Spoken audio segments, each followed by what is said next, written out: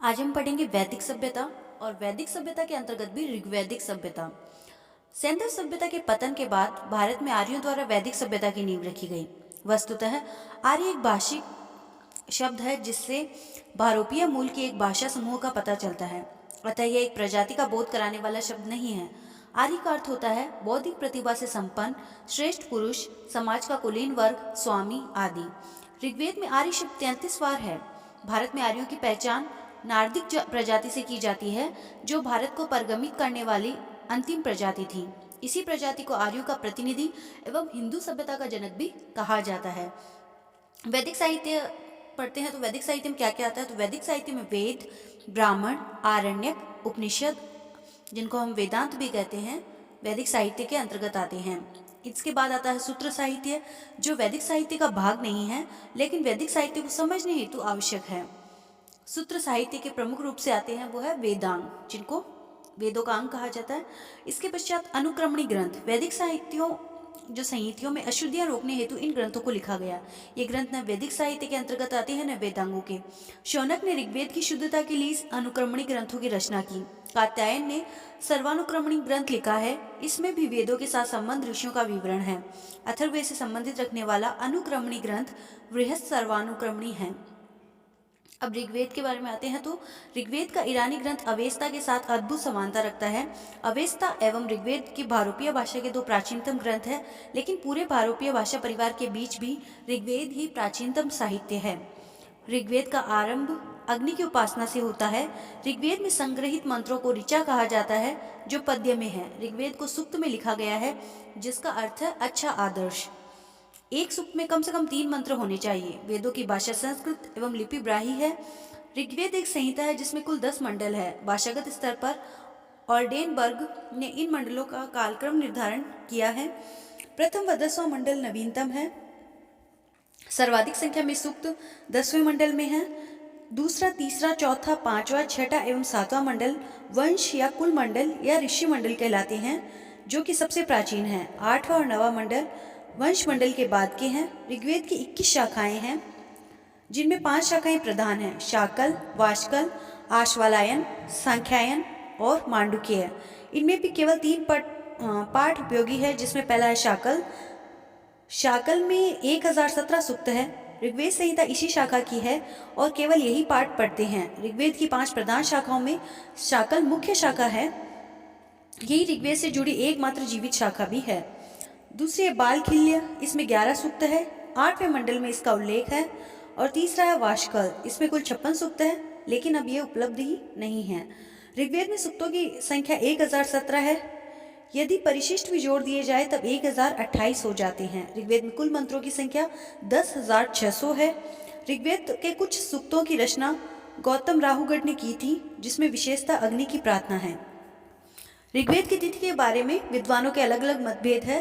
ऋग्वेद की रचना सप्त सिंधु प्रदेश में सरस्वती नदी के तट पर हुई। इसकी रचना तिथि के विषय में विद्वानों ने अलग अलग मत दिए हैं। मैक्स मूलर के अनुसार यह तिथि जो 1200 ईस्वी पूर्व से 1000 ईस्वी पूर्व रही होगी।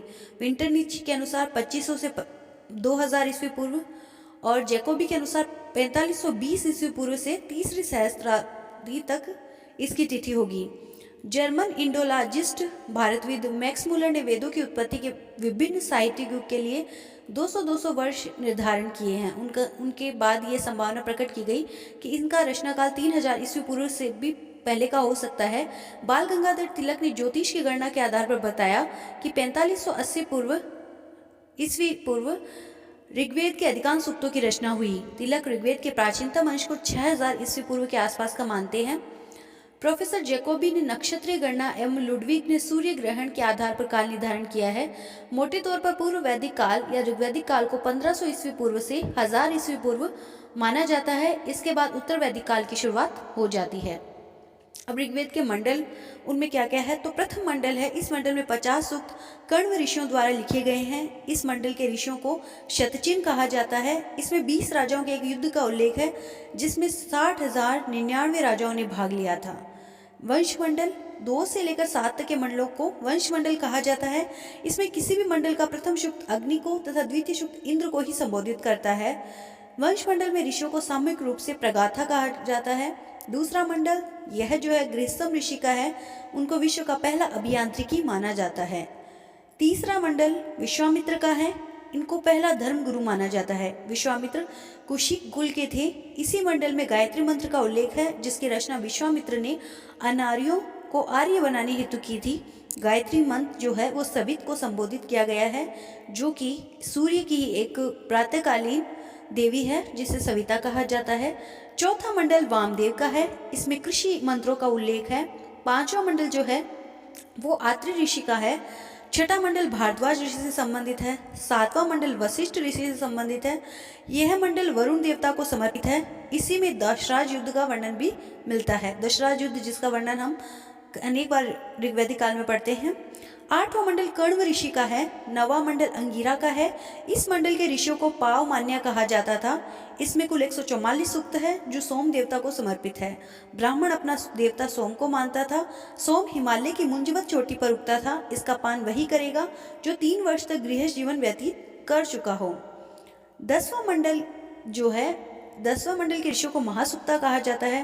पुरुष सूक्त, नासदीय सूक्त, नदी सूक्त एवं सूर्य सूक्त इसी मंडल के भाग है। सूर्य सूक्त में विवाह संस्कार से जुड़े अनुष्ठानों का उल्लेख है। सूर्य सूक्त के अनुसार एक कन्या घर की धरोहर के साथ विनाश की संभावना से युक्त एक अपरिचिता भी होती है। पुरुष सूक्त, इसमें वर्णाश्रम की व्यवस्था की जानकारी मिलती है। इसी से शूद्र वर्ण का पहली बार उल्लेख हुआ है। इसमें वर्णित है कि आदि पुरुष के मुख से ब्राह्मण, भुजाओं से क्षत्रिय, जंघाओं से वैश्य और पैर से शूद्र की उत्पत्ति हुई। इसी मंडल के 95वें सूक्त में पुरुरवा, उर्वशी एवं एल संवाद का उल्लेख भी मिलता है। इसके अलावा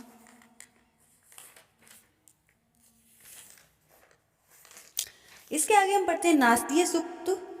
इसी में सबसे पहली बार निर्गुण ब्रह्म की चर्चा की गई है। ऋग्वेद में जो बातें वर्णित है वो इस प्रकार है कि इसमें बृहस्पति एवं जुहू की कथा, 30 दिनों की, सूर्य ग्रहण, चंद्र ग्रहण, शल्य चिकित्सा, अस्तोमा सदगम्य का उल्लेख भी हमें मिलता है।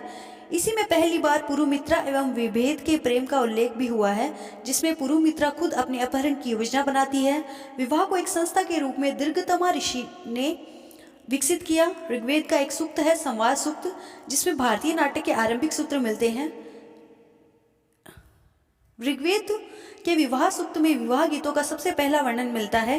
गीति काव्य के सुंदर उदाहरण ऋग्वेद में ही मिलते हैं, विशेषकर उनमें जो उषा देवी को संबोधित है।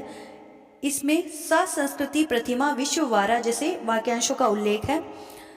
ऋग्वेद के बाद आता ब्राह्मण ग्रंथ। कौन से ग्रंथ है ऋग्वेद के? ब्राह्मण। संस्कृत ग्रंथ जो है गद्य है, अत्यधिक प्राचीन रूप ब्राह्मण ग्रंथों में ही पाया गया है। ऋग्वेद के 2 ब्राह्मण हैं, ऐत्रेय ब्राह्मण और पंचविका कौष्टिकी या सांख्यापन।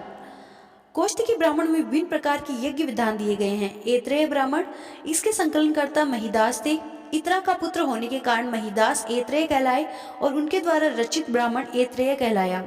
सायणाचार्य ने ऐत्रेय ब्राह्मण पर टीका सायण संग्रह के नाम से लिखा।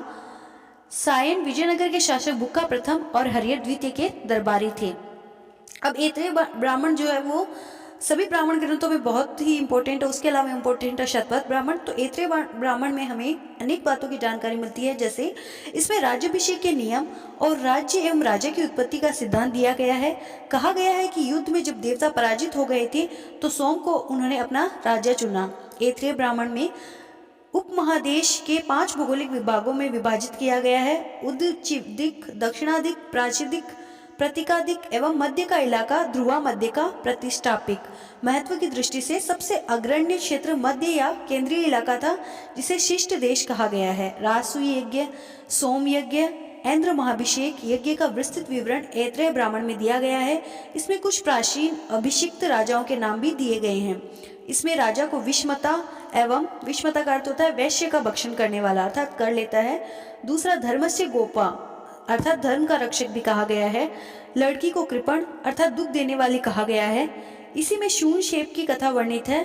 जड़ जोरू जमीन को संघर्ष का मूल कारण बताया गया है। इसमें समुद्र का भी हमें उल्लेख मिलता है। ऐत्रेय ब्राह्मण के अनुसार राज्याभिषेक के अवसर पर ब्राह्मण को खेत दान मिले, लेकिन इसी ग्रंथ के अंत में उल्लेख है कि जब राजा ने ब्राह्मण को भूदान करना चाहा तो धरती ने स्वयं प्रकट होकर जाने से इनकार कर दिया। ऐत्रेय ब्राह्मण में हमें राज्याभिषेक में उपयोग होने वाले 17 प्रकार के जलों का उल्लेख मिलता है। ऐत्रेय ब्राह्मण में वरुण देवता का कथन मिलता है कि एक ब्राह्मण बलि हेतु किसी क्षत्रिय की जगह अधिक उपयुक्त है।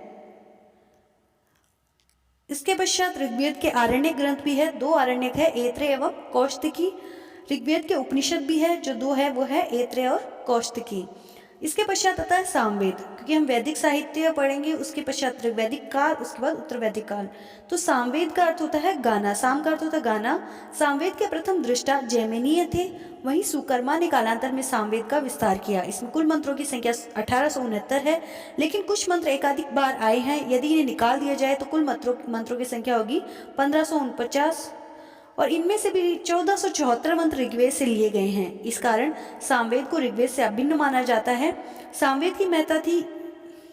गीता में श्री कृष्ण ने स्वयं को वेदों में सामवेद कहा है, लेकिन सामवेद इतिहास वेता के लिए निरर्थक है, क्योंकि सिर्फ 75 मंत्र ही इसके अपने हैं, बाकी सब ऋग्वेद से लिए गए हैं।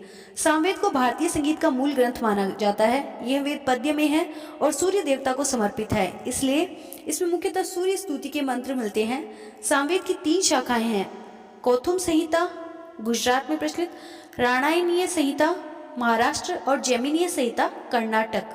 सामवेद की कौथुम शाखा सबसे अधिक प्रचलित है। तांड्य महाब्राह्मण एवं छांदोग्य उपनिषद इसी शाखा से संबंधित है। जैमिनीय शाखा को तल्वकार भी कहते हैं। आर्चिक और उत्तरार्चिक सामवेद के ही भाग है। इसके बाद सामवेद के ब्राह्मण, पहला ब्राह्मण है पंचविश ब्राह्मण, इसे तांड्य ब्राह्मण एवं महाब्राह्मण भी कहते हैं। इसमें कुल 25 अध्याय है। यह सर्वाधिक प्राचीन ब्राह्मणों में से एक है। इसमें इंद्र को वर्णों की उत्पत्ति कर्ता के रूप में दिखलाया गया है। दूसरा है षड्विश ब्राह्मण, इसे अद्भुत ब्राह्मण भी कहते हैं। इसमें जादू, टोना, भूकंप आदि के निदान का वर्णन है। इसमें 26 अध्याय है, लेकिन यह पंचविश ब्राह्मण का परिशिष्ट है। तीसरा है वंश ब्राह्मण, इसमें ऋषियों की वंशावली दी गई है। चौथा है सामविधान ब्राह्मण, इसमें विभिन्न व्रतों का वर्णन है। पांचवा है जैमिनीय तल्वकार ब्राह्मण, यह पंचविश से भी अधिक प्राचीन है। सामवेद के आरण्यक 2 आरण्यक ग्रंथ भी है, पहला है जैमिनीय आरण्यक, दूसरा है छांदोग्य आरण्यक। सामवेद के उपनिषद भी है, पहला है छांदोग्य उपनिषद, इसे सबसे प्राचीन उपनिषद माना जाता है। इसी में सर्व खिलवत ब्रह्म अर्थात ब्रह्म ही सब कुछ है कहकर अद्वैतवाद की स्थापना भी की गई है। हालांकि इसी तरह की उक्ति मुंडक उपनिषद में भी मिलती है। यह सब ब्रह्म है, ब्रह्म के अतिरिक्त कुछ नहीं है। वेदांत के इस सिद्धांत का सबसे पूर्व स्पष्ट रूप से उल्लेख छांदोग्य उपनिषद में ही मिलता है। श्री कृष्ण का सबसे पहला उल्लेख ऋग्वेद में मिलता है। ऋग्वेद में उनको राक्षस एवं इंद्र का शत्रु बताया गया है, लेकिन देवकीनंदन कृष्ण का पहला उल्लेख छांदोग्य उपनिषद में मिलता है। इसमें कृष्ण को देवकी का पुत्र एवं घोर आंगिरस ऋषि का शिष्य बताया गया है। तो ऋग्वेद का कृष्ण और देवता कृष्ण अलग अलग हैं। इसमें तो हमें श्री कृष्ण का पहला उल्लेख छांदोग्य उपनिषद में ही मिलता है। इसी में उद्दालक, आरुणि एवं इनके पुत्र श्वेत केतु के बीच हुए वार्तालाप का विवरण भी मिलता है। विवाह गीतों का उल्लेख करने वाला यह प्राचीनतम उपनिषद है। छांदोग्य उपनिषद में धर्म के 3 स्कंद बताए गए हैं। इसमें कहा गया है कि श्रद्धा से हो या लज्जा से अथवा भय से दान नित्य करना चाहिए। केन उपनिषद, इसमें ब्रह्म के स्वरूप का प्रतिपादन करने के लिए गुरु शिष्य के संवाद द्वारा प्रश्नोत्तर शैली का आश्रय लिया गया है। उमा हेमवती आख्यान का उल्लेख इसमें मिलता है। इसके बाद आता है यजुर्वेद। यजुर्वेद का उद्भव वायु से माना जाता है। इसे गति या कर्म का वेद भी कहते हैं। यह कर्मकांडीय वेद है जो बलिदान धर्म की स्थापना करता है। इसे यज्ञ वेद भी कहते हैं। यजुर्वेद में राजसूय से संबंधित अनेक अनुष्ठानों का उल्लेख है। यह वेद पद्य के साथ गद्य में भी है। यजुर्वेद के 2 भाग है, शुक्ल यजुर्वेद और कृष्ण यजुर्वेद। शुक्ल यजुर्वेद की 2 शाखाएं और कृष्ण यजुर्वेद की 4 शाखाएं हैं। तो जो शुक्ल यजुर्वेद है उसकी 2 शाखाएं हैं, कर्ण और माध्यमिनी, और कृष्ण यजुर्वेद की है कठ, कपिष्टक, मैत्रेयी और तैत्तिरीय। शुक्ल एवं कृष्ण का भेद मंत्र के परिप्रेक्ष्य में है। चूंकि शुक्ल यजुर्वेद के संपूर्ण मंत्र शुद्ध है, इसलिए इसे वास्तविक वेद भी कहा जाता है। यह केवल पद्य में है। कृष्ण यजुर्वेद के यज्ञ की विधि के साथ साथ आर्थिक एवं न्यायिक प्रक्रियाओं का भी उल्लेख है, इसलिए इसे अशुद्ध वेद भी कहा जाता है। यह पद्य के साथ साथ गद्य में भी है। शुक्ल यजुर्वेद को वाजनेसी संहिता भी कहा जाता है, क्योंकि वाजनेसी के पुत्र याज्ञवल्क्य इनके प्रथम दृष्टा थे। शुक्ल यजुर्वेद का ब्राह्मण शतपथ ब्राह्मण है, वहीं कृष्ण यजुर्वेद का ब्राह्मण तैत्तिरीय ब्राह्मण है। तैत्तिरीय ब्राह्मण में 5 महायज्ञ एवं 3 रणों का उल्लेख मिलता है। आपस्तब ब्राह्मण यजुर्वेद का भाग है। शतपथ ब्राह्मण जो है वो सभी ब्राह्मणों में सर्वप्रमुख माना जाता है। इसे लघु वेद, ऐतिहासिक वेद भी कहा जाता है। प्राचीन काल के साधन के रूप में ऋग्वेद के बाद शतपथ ब्राह्मण का नाम आता है। यह सबसे प्राचीन एवं सबसे बड़ा ब्राह्मण है। याज्ञवल्क्य शतपथ ब्राह्मण के लेखक थे। शतपथ ब्राह्मण 14 कांडों में विभाजित है। इसमें याज्ञवल्क्य, मैत्री संवाद, विधेय माधव की कथा, पुरुष में यज्ञ का वर्णन, उपनयन संस्कार, राम कथा, जल प्लावन की कथा, मत्स्य अवतार द्वारा मनु की रक्षा, राजा दुष्यंत एवं भरत की कथा, कृषि संबंधी प्रक्रियाओं, पुनर्जन्म का सिद्धांत, अश्विनी कुमार द्वारा चैन्व ऋषि को यौवन प्रदान करना, पुरवा, उर्वशी आख्यान आदि का वर्णन हुआ है। शतपथ ब्राह्मण में स्त्री को अर्धांगिनी कहा गया है। शतपथ ब्राह्मण के अनुसार वाजपेय एवं राजसूय यज्ञ संपन्न करने के बाद राजन प्रजापति के तुल्य हो जाता है। प्रजापति का प्रत्यक्ष रूप होने के कारण वह एक होते हुए भी अनेक का स्वामी बन जाता है। शतपथ ब्राह्मण ब्राह्मणों को सामाजिक स्थिति में सर्वोपरि स्थान देता है, क्योंकि जहाँ ऐत्रेय ब्राह्मण के अनुसार ब्राह्मण केवल दान पाने वाला और राजा जब चाहे उसको हटा सकता है, वही शतपथ ब्राह्मण के अनुसार राजा को ब्राह्मणों को चारों दिशाएं दान में देनी चाहिए। शतपथ ब्राह्मण के अनुसार ज्ञान, यज्ञ एवं तपस्या से भी अधिक महत्वपूर्ण है। शतपथ ब्राह्मण में लोहे का संबंध प्रजा से बताया गया है। शतपथ ब्राह्मण में राज्य एवं साम्राज्य में भेद करते हुए साम्राज्य को राज्य से बड़ा बताया गया है। शतपथ ब्राह्मण के यजुर्वेद के आरण्यक भी है। बृहदारण्यक, तैत्तिरीय एवं शतपथ। तैत्तिरीय आरण्यक अहिल्या आख्यान मिलता है। उपनिषद यजुर्वेद के उपनिषद है। बृहदारण्यक उपनिषद, इसे आरण्यक एवं उपनिषद दोनों कहा जाता है, जो इसके नाम से ही जुड़ा है। क्षत्रिय जनक द्वारा ब्राह्मण याज्ञवल्क्य को शिक्षा एवं याज्ञवल्क्य गार्मिक संवाद का उल्लेख इसमें मिलता है।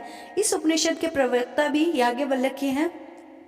इसी उपनिषद में विदुषी पुत्री की प्राप्ति हेतु अनुष्ठान का उल्लेख मिलता है। इसमें वर्णित है कि दमन, दान एवं दया की शिक्षा सदैव दी जानी चाहिए। इसमें याज्ञवल्क्य ब्रह्म की सत्ता का निषेधात्मक वर्णन करते हुए प्रतिपादित करते हैं कि ब्रह्म मनुष्य की बुद्धि से परे हैं। इसके अलावा दूसरा उपनिषद है तैत्तिरीय उपनिषद। इसमें गुरु एवं शिष्य के व्यवहारों की आदर्श रूपरेखा खींची गई है। शिक्षा की समाप्ति पर आचार्य अपने शिष्यों को जो उपदेश देता है उसका वर्णन है। इसमें सदा सत्य बोलो, खूब अन्न उपजाओ, अतिथि देवो भव आदि शब्दों का भी उल्लेख मिलता है। कठ उपनिषद, इसमें यम नचिकेता संवाद है। इसमें यम ने नचिकेता को ओम एवं आत्मा का महत्व समझाया है। आत्मा को पुरुष मानते हुए यम ने कहा कि आत्मा का न तो कभी जन्म होता है, न ही मृत्यु होती है, न ही यह अजन्मा अनश्वर है। इसी उपनिषद में सांख्य शब्दों की भी जानकारी मिलती है। इसके अलावा श्वेताश्व उपनिषद, इसमें परमात्मा को रुद्र एवं दुनिया को माया कहा गया है। इसी में मोक्ष एवं नवदा भक्ति की चर्चा की गई है। सर्वप्रथम इसी उपनिषद में ब्रह्म की प्राप्ति हेतु योग एवं यौगिक क्रियाओं का भी उल्लेख हुआ है। मैत्रायणी उपनिषद, इसमें स्त्रियों को जुआ एवं शराब का योग कहा गया है। इसमें त्रिमूर्ति का उल्लेख मिलता है। इसी में सबसे पहली बार निराशावाद के तत्व भी देखने को मिलते हैं। ईशा उपनिषद, इसका प्रमुख विषय आध्यात्मिक चिंतन है। गीता में वर्णित निष्काम कर्म का प्रतिपादन सबसे पहले इसी में मिलता है।